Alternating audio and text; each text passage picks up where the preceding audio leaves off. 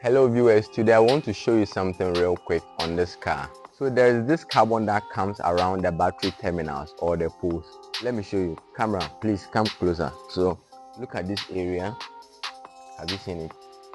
This carbon can prevent your car from starting. Yes. Somebody may ask, what causes this carbon to come around the battery terminals or the battery poles? Now, this carbon comes around the poles as a result of the weather condition, okay, or the climate change.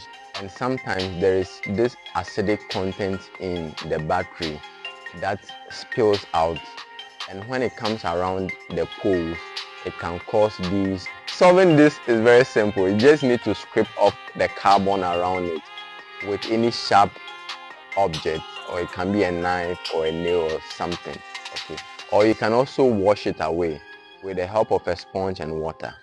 And then after washing, you need to apply a grease to that area, or get ordinary oil, your engine oil, to lubricate that area, and you are good to go. Please share, comment and like. Thank you.